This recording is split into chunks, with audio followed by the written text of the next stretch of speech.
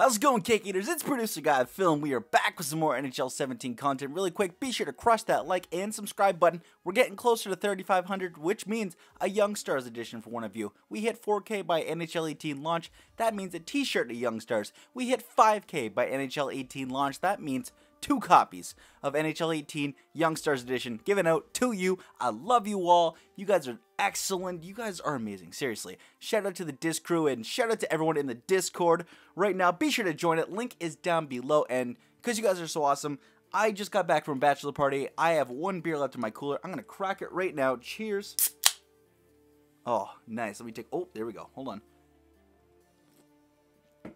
Not bad. So, man... The only thing that I was also just kind of like scrambling about, I had a good time at the bachelor party. All my buddies were cool. We did a lot of good stuff there. But the one thing I was worried about was free agent frenzy. And boy, did it deliver. If you're a Leafs fan, Patrick Marleau has signed a 3-year, $6.25 million contract per year with the Toronto Maple Leafs. Toronto, no one says Toronto like that. That is just abysmal. My apologies. As a Leafs fan, I will get into my thoughts in just a moment. Yes, I will. But all in all, I think it was a very exciting trade deadline day. Radulov just went to the Stars. Carey Price re-signed, and a lot of other moves happened. Williams went back to Carolina. That was a little interesting. Sharp is back on the Blackhawks. Shattenkirk went to the Rangers. I believe I said that. I'm not too sure. I think I might have mentioned it offhand. I'm fairly confident that I did. But that was another huge one as well. Thornton, I believe, is tentatively back with the Sharks. This all might be out of date by the time this even goes up. Those are the big ones I really wanted to talk about. But, of course, Leaf fans here, Patrick Marleau. This guy's an Iron Man. I think he's missed, less than 40 games over his entire career?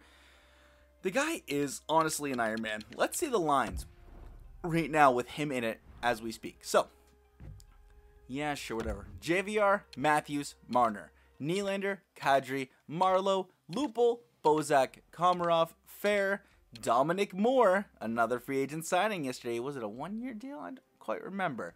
And Matt Martin. And on defense, of course, Riley, Gardner, Zaitsev, Hainsey, Ron Hainsey coming over from his big cup win in Pittsburgh, Connor Carrick, and Alexei Marchenko. As you can see, Hunwick and Polak are off the squad because they are technically still free agents. And Anderson and McElhinney, who just re-signed for 2 years. I'm happy to have the Mac back, personally. You know what? I like what McElhinney did for the Leafs. He made a key save on Sidney Crosby here that got the Leafs into the playoffs. So without Mac, hey, who knows? The Leafs might have been golfing a little earlier than they were actually golfing. But still, you know what? Does this help the Leafs in the short term, adding Patrick Marleau? Yes and no. So, Patrick Marleau's cap hit is 6.25.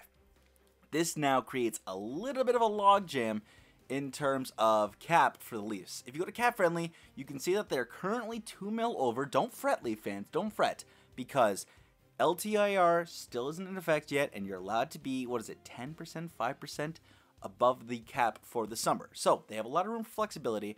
If you want even more information on this, Steve Dangle, he's an avid Leafs blogger. He's on Sportsnet. You love him or you hate him. He's there. He goes more in-depth into this. But don't worry. Basically, the Leafs will be fine for cap once the season starts. However, now we have a logjam in terms of the lines. The obvious one is putting Marleau with Matthews and Nylander, the M&M line. That's not too bad. But then someone in the lineup who was there last year is going to be out. I've heard it could be Hyman that's gone. Kapanen might be gone. I mean, how could you keep Kapanen off this team? How could you kick him off? After the playoffs he had? Whew. Matt Martin, he's a role guy, but with Marleau there, you have to think Marleau brings maybe even more leadership. In terms of, fighting and stuff, do you really need Matt Martin as just the team's enforcer? Do you need... I mean, if I say enforcer very loosely, because there's not really any enforcer-like players in the league anymore. Or if there is, there's not too many left. And certainly not one that the Leafs want to go pick up or pay a first for. Excuse me, Pittsburgh. Ryan Reeves, my apologies. Why? Why Pittsburgh? Why would you do that? Oh my God, why? But still, Matt Martin, a role guy, a leadership guy. He was great for the first season of having the Leafs having so many rookies. He was great for that. And the amount of knowledge and class and basically kind of unwritten rules of the league that he bestowed are invaluable. And he's an invaluable asset to the team. But in terms of skill-wise, Matt Martin, not on my short list of skilled players in the Leafs. Another thing we have to worry about is JVR, Bozak, and Komarov are on expiring deals now. I know JVR is. I think Bozak might be expiring, if not this season, next season. So I'm going to go with the assumption that he expires at the end of this season. I could be completely wrong, but still, you know what? It's regardless, it doesn't matter because it's still going to create the same amount of problems. You now basically have to either A, move JVR at the deadline to get the most value, B, move Komarov at the deadline, or move him at the beginning of the season. The thing is I don't want to lose JVR before the season. At least get to the deadline, because at least could be in a good spot. They could be in a good position to power. Or do you risk it and go for a run? It's really weird to say that the Leafs could go for a run this year. Like, don't get me wrong. It is very, very weird to see, or to even say, that the Leafs have potential to go on a run. I'm not saying they could win the Cup. I'm just saying, you look at that offense. Matthews, Nylander, Marner, Bozak, JVR, Komarov, Marleau, Kapanen, and you just look at that, and you know what? There's some offensive talent there. There's legitimate offensive talent there. Hyman's pretty decent. Connor Brown.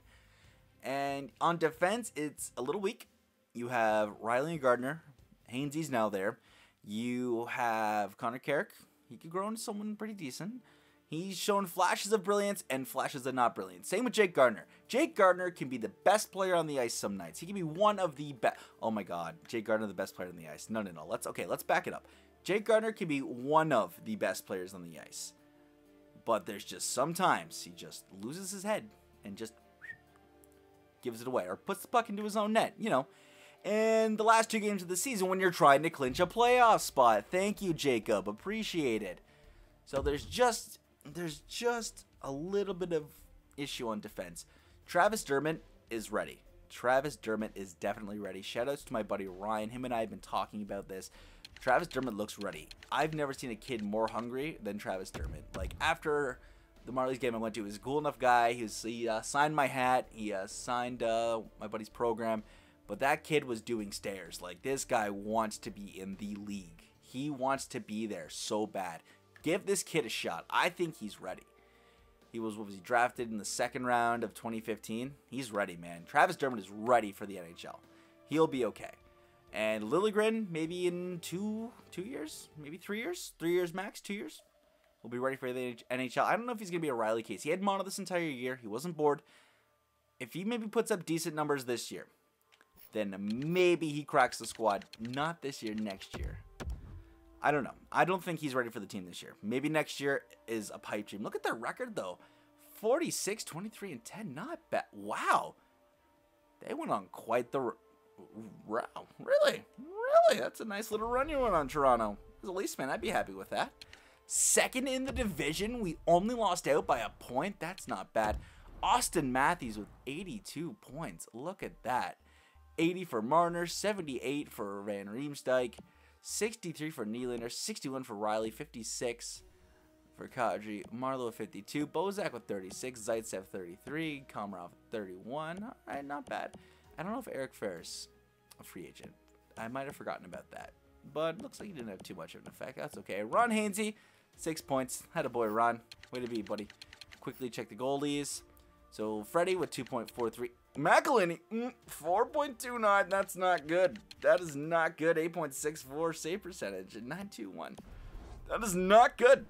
I'm glad I turned off injuries because that looks a little scary. Okay, so let's now go into the playoffs. Let's go really quick into the playoffs. We'll check the playoff tree. Boston the first round. All right, here we go. Let's see what happens. Lost to game 1, lost to game 2, lost to game 3, and lost to game 4. Great. Typical Toronto. Sweep in game 4. That's great. Okay. Watch Boston win the Cup, too. Seriously, watch the Bruins win the Cup. That's fine. You know what? That's okay. But still, as a Leaf fan, I'm very optimistic for the future. I don't want to rush and say, oh my god, we're so ready now. We are solved. We're fixed. We're going to be a contender, baby. Here we go. Plan the parade. We got it. No. We got to be realistic, okay? We got to think realistic. The internet's right now, it's like, Leaf fan realistic. No, you got to think realistic. Capitals win the cup. That's how you know it's an EA simulation. What do you do when the Capitals win the cup? You turn off your PS4 and you go to bed. So, can the Leafs be a contender soon? Soon being the keyword? Sure. Maybe you move JVR for that piece that you need. Maybe a top 4 defenseman. Maybe you get a good draft pick in there. Who knows? Goaltending, I think we're pretty much okay with. Landing with the Presidents. It was Dallas, Washington final. Ooh, that might be a good one to explore. Stamkos with the Art Ross in the heart. James Norris to Yossi. Lady Bing to Kucherov. Calder to Matthews. I mean, holy jumping. Conn Smythe to Ovi. Vezina to Bobrovsky, Jennings to Rask, Master to Chara, Selke to Bergeron, Lindsay to Stamkos, Maurice Richard to Stamkos. Okay, not bad. The Leafs will be a contender in at least 3 years. 3 years is when I will officially give them a contender status. But right now, I don't know where I'd classify them. I don't know where I'd classify them. Boston got to the final. Hey, not bad. Ooh, looks like the Battle of California with LA against the Ducks. Interesting, interesting. Dallas beat the Jets. Washington finally got past that second round and beat the Penguins, and look what happened. They went on to win the Cup. Maybe the Penguins are staying in their way. Leaf fans, let me know your thoughts of the trades, free agent signings down below. I'm actually very interested to hear about this. I cannot wait to get some sleep so I sound even more coherent. I apologize if I sounded a little bit today. I've slept very minimally over the last 5 days. My apologies. Once again, cheers to you guys. I hope you guys had a great long weekend. Happy Canada Day. Belated, I guess, to all my Canadians. Happy early 4th of July to all my American friends. I hope you guys celebrate Independence Day. Be safe. Don't drink and drive. But feel free to have some fun, guys. I'm Producer Guy Phil. I will see you in the next one. Stay classy, cake eaters. Stay classy.